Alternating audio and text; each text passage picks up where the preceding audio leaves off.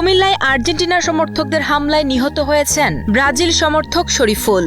মঙ্গলবার রাতে আর্জেন্টিনা বনাম মিশরের ফুটবল খেলায় একটি গোল নিয়ে কথা কাটাকাটির জেরে আর্জেন্টিনার সমর্থকদের হামলায় কেড়ে নেয় দুই সন্তানের বাবা শরীফুলের প্রাণ।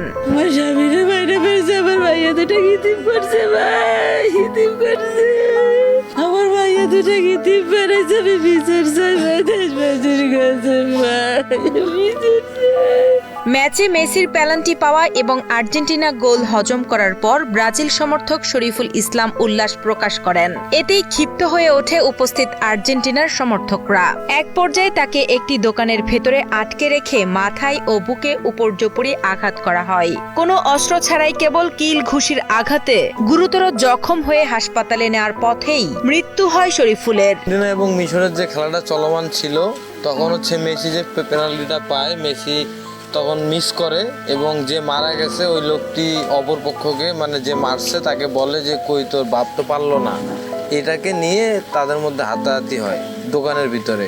পরবর্তীতে আমরা দোকানে মিউচুয়াল করে দেই। পরে ওই ছেলেটা অন্য পাশ দিয়ে দৌড়ে গিয়ে ওর রুমের ভিতরে ঢুকে তারা দুইজনে একজনকে মারে। মানে দুই এক কথা কাটাকাটি করে আমার যে গালাগালি করে আমাদের এইদিকে থাকি তোরে আজকে খাইছি এভাবে তারে এখানে আমরা সবাই ছাড়াছাড়ি করছি। রুমে নাকি হাতাহাতি মারামারি করছে। হাসপাতালে তাকে নিয়ে যাওয়া হয়েছে, কিন্তু হাসপাতালে নাই গেতে মারা গেছে। যে মারা গেছে উনি অত্যন্ত ভালো মানুষ এবং ওনার দুইটা মেয়ে সন্তান আছে, স্ত্রী আছে। মর্মান্তিক এই ঘটনাটি ঘটে কুমিল্লার ধনপুর এলাকায়। নিহত ব্রাজিলের সমর্থক মোহাম্মদ শরীফুল ইসলাম নীলফামারীর জলঢাকা উপজেলার বাসিন্দা হলেও জীবিকার তাগিদে কুমিল্লার নগরীতে অটোরিকশা চালাতেন। স্ত্রী ও দুই মেয়েকে নিয়ে একটি ভাড়া বাসায় বসবাস করতেন। সামান্য ফুটবল খেলায় একটি দলের সমর্থককে কেন্দ্র করে শরীফুলের মৃত্যুতে দুই অবুঝ কন্যা ও স্ত্রীর আহাজারিতে ভারী হয়ে উঠেছে বাড়ির পরিবেশ।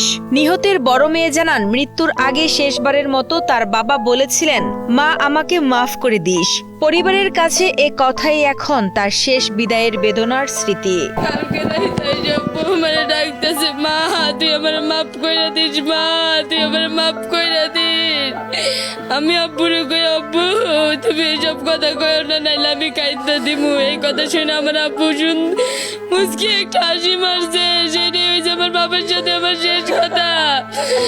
আল্লাহ তুমি তাদের বিচার করে। আল্লাহ রাত 10-10:30 বাজে আইলো, আমার ডাক দিল, আমাকে বুক চোখ ফুলাই আমাকে কি হয়েছে কিছু না পর আমাকে কি হয়েছে এই কাহিনী মারামারি লাগছে খেলা নিয়ে।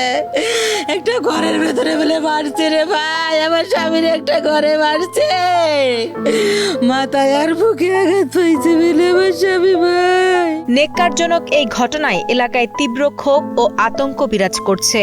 স্থানীয়দের দাবি, শরীফুল একজন ভালো মানুষ ছিলেন এবং তারা এখন এই হত্যাকাণ্ডের দৃষ্টান্তমূলক বিচার চান।